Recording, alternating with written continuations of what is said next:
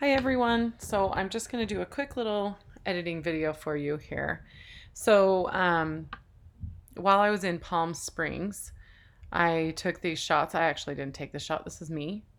But I handed my camera over to another photographer and told her to just take some while I was like flipping my dress or whatever. This was kind of a funny day because it was really early. So this light here was really bright. It wasn't very golden because it wasn't really golden hour. It wasn't late in the day, but these mountains are so high and so close that the sun set super high behind them. So you get kind of a different color in the mountains. And so I liked the haze that I got here, and I feel like this is the correct exposure, but I really wanted more of a golden feeling. So this is shot on Ektar, and it does really an awesome job with golden hour. So I was hoping for those tones, and I didn't quite get them just because you know, because it's too early. So, all right. So first thing I did with this one is I did not love the composition. Again, I'm not the one who was shooting it. Now, normally what I would do is probably put myself in this corner over here because that's just always what I do. But I actually didn't for this shot because I kind of like the texture of these little dudes over here.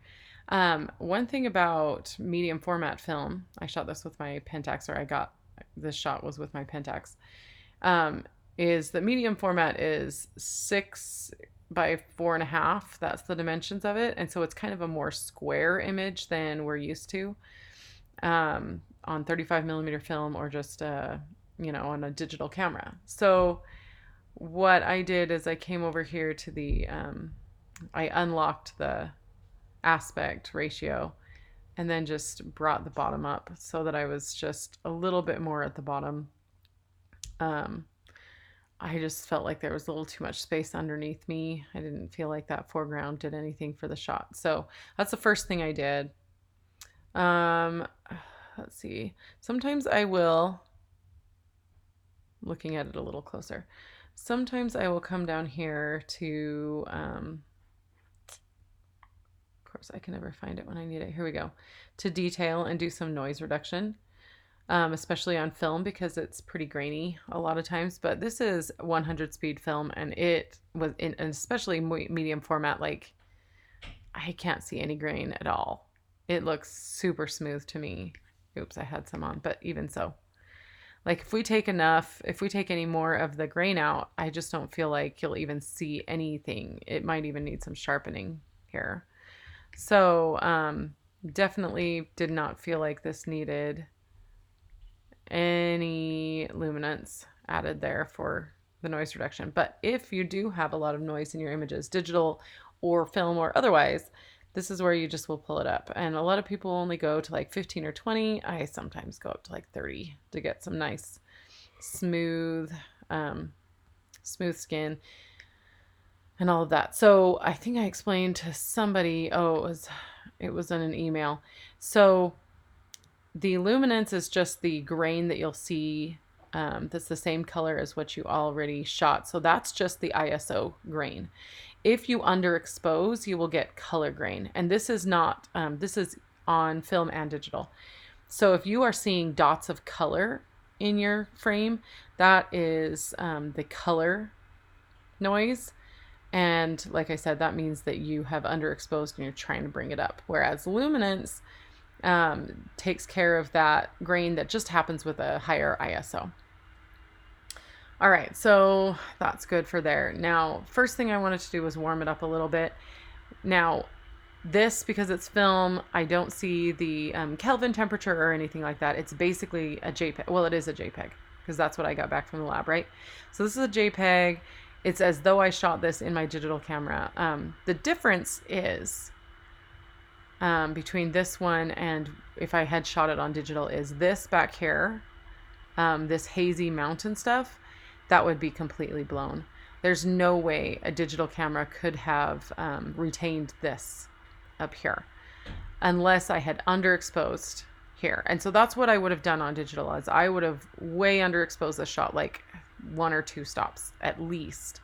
So I would be in the darkness basically, but I would, here, I'll show you. I would have done about that probably, in order to retain the highlights over here. And then I would have brought myself up just in shadows, and I can't make it work on film, but the magic of film is that it retains highlights like crazy. So it still retained all this detail of the mountains, and that's awesome. All right, so then I'm just going to warm it up a little bit.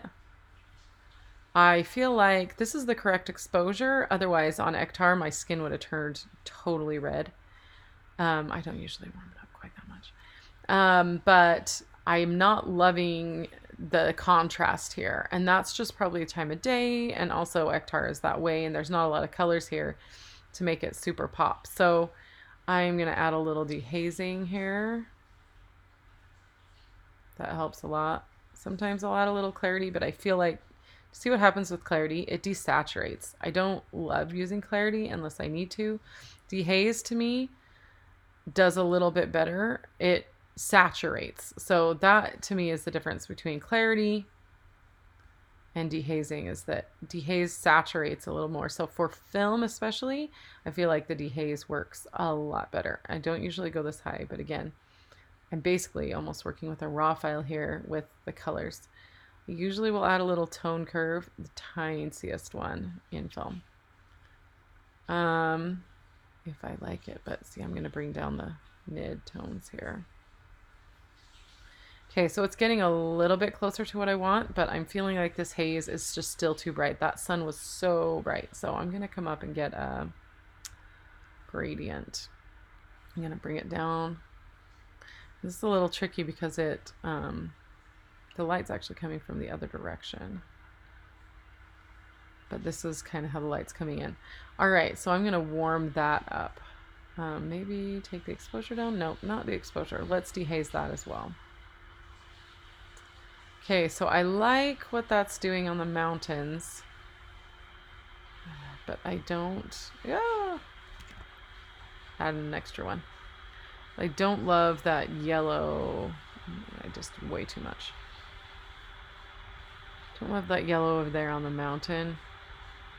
Although that's kind of what the sun was doing. So that's why it's turned it yellow there. Don't love this up here.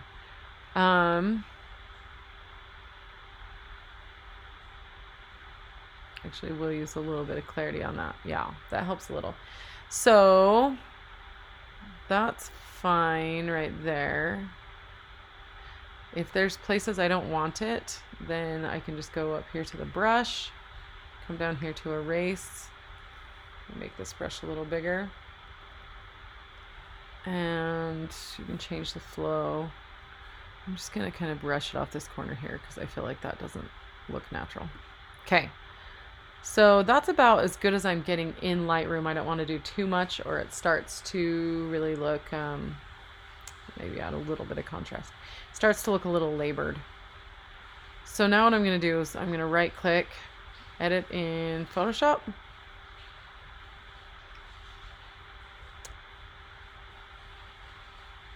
It'll open that right up for me.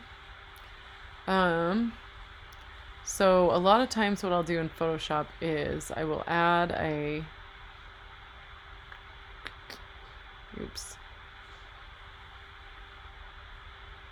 Sometimes when I do this, I cannot figure out, okay, an adjustment layer.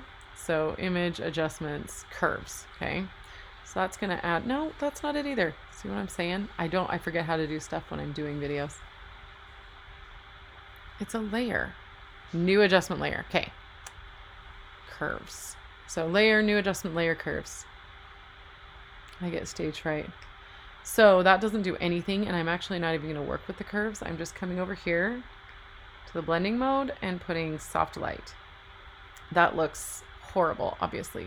So I'm going to turn the opacity way down to like 10%, maybe 12. Let's see. Just adds a teeny bit. I'm going to bring it up a little. I don't want myself to look super orange. And I can brush that off of me if I want to as well, but I don't mind it. Okay, so that adds a little bit of depth. The other last thing I'm gonna do here is add an overlay. And I've only done this on like 3 film shots ever. Oh no, I did it on the other day. Okay, so this is JD Lightscaping Overlays. That's Jessica Drawson. And I have a couple of her overlays that I like. See all these little textures? Sometimes these look super awesome. Just by themselves, these cool textures. And I'll show you how to use those. But right now, because we've got this light, I'm going to see if I like any of these lightscaping overlays. Sometimes I really love this equinox. I think I'm going to try Awakening and see how that looks. Okay. So, there we go. That was way too big because these JPEGs are a lot smaller. Let's see how this looks. Okay, so I just put that on. And then I'm going to do the exact same thing I did with the curves layer. Come over to the blending mode, put soft light. Now this is at 100%. And you can see that huge difference. And it makes it look like the light is coming from there, but it's not super noticeable, and I wanted to get that gradient darkness kind of away from up there anyway. So I'm also going to turn this opacity down, probably to like 25%. Let's check that. I always turn things kind of off and on. Maybe a little bit more. Bloop. Okay, so I like that. Then sometimes what I'll do, I'll just save. And then it saves it right back into Lightroom. So let's see, original. Let me go back to the original. Reset it. So this is what the original looked like. And this is where we are now. So hold on, Jane. I'm doing a video. Sorry, my daughter's coming to say goodnight. All right, so original, here's where we are. Sometimes I will do, I have a little thing that I do that's like after Photoshop. Right there. It adds a little contrast. It didn't do anything this time. So I don't think I need it. So there we have it. Let's see what my other edit. Oh yeah. So the other thing I did in this case, I didn't show you my arms, is I brought the exposure down a little bit more. I might have brought the contrast up a little too. Oops. I did that on the wrong one. Nope, I did it on the right one. So, yeah, the other thing I did, and now that I'm looking at it on here, it looks pretty silly, but I just did not love I was seeing how it would look if I skinnied up my arms, so I did do that a little bit. Because my dress is kind of like big t-shirty. I don't know. I skinnied them up a little bit just to see if I could. And I used I'll show you how I did that. If you want to know. I used the Liquify. So filter, Liquify. Oops. I'm on the wrong layer. Go to the background. Filter, Liquify. And then, it remembered. Oh my word. So annoying. How did it remember? That's weird.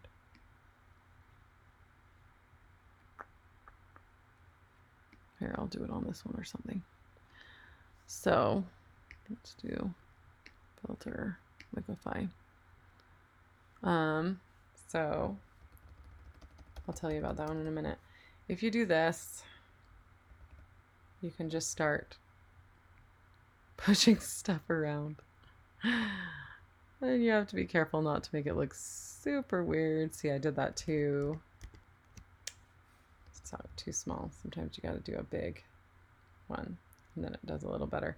This is obviously not the ideal time to do it because there's these straight lines. So that's ridiculous. And why I would never need to make my daughter's arms skinnier, but you can also kind of straighten your lines up again.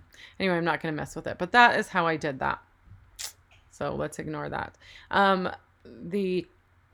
The thing that I was doing with this shot is I accidentally did 2 double exposure shots separate, and I just wanted to see how they'd look if I had done it correct in camera. And this is exactly what I wanted. So I'm really sad that it didn't work out, because the next shot I did it again and it didn't quite line up exactly the way I wanted it. But wouldn't that have been cute?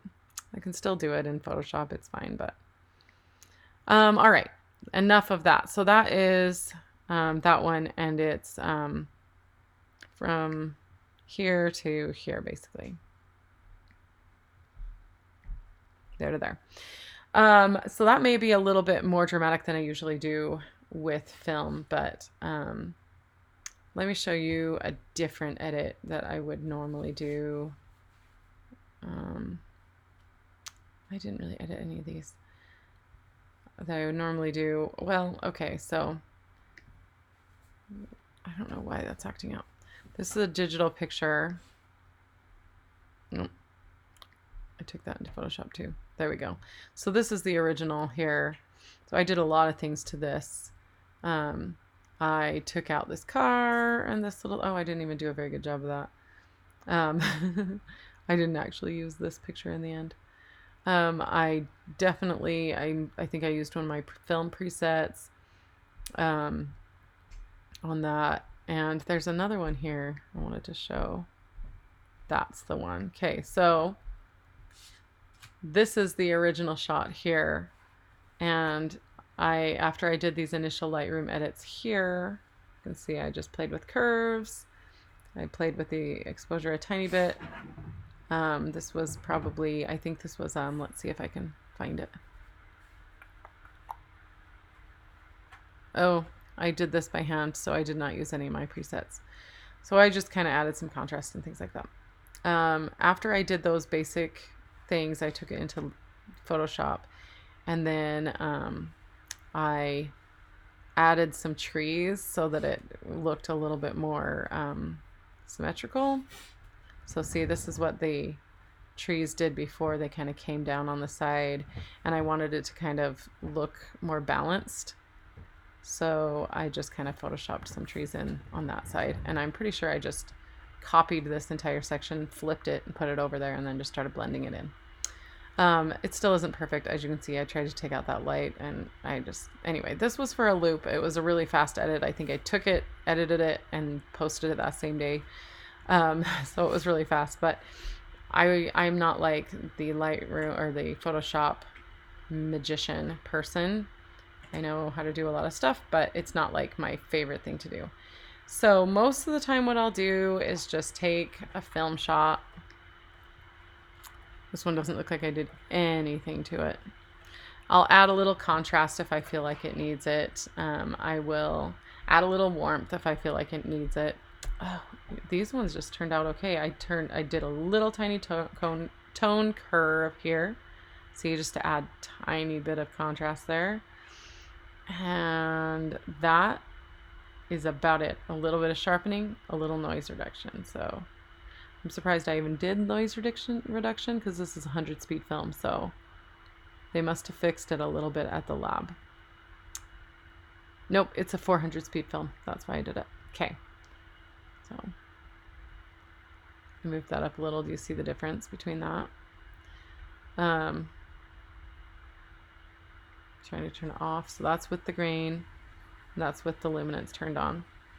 So anyway, I did not do much to these. I really liked the way they turned out. So that was probably a 30-second edit, maybe. And in fact, I probably did it to a different one and then synced the entire roll. So I didn't even probably touch that one. Oh, it looks like I also turned up the vibrance a little. Oh, you can hardly even tell. Anyway, that's my normal editing on a film picture. And I showed you, I think, an editing, what I did to a digital shot in one of my videos. And then I just thought I would show you how I still would sometimes use those overlays and a little bit of extra stuff on those film shots like this one that didn't quite turn out the way I wanted it to. So I just like to show that it's kind of an option still, and you can still kind of treat your film scans like raw files if you want to. Obviously not raw files because I can't change Kelvin and everything like that, but usually white balance is not an issue on film. But there's still a lot of latitude. You can still do a lot to help them out if you want to. So that is that. Thanks for watching.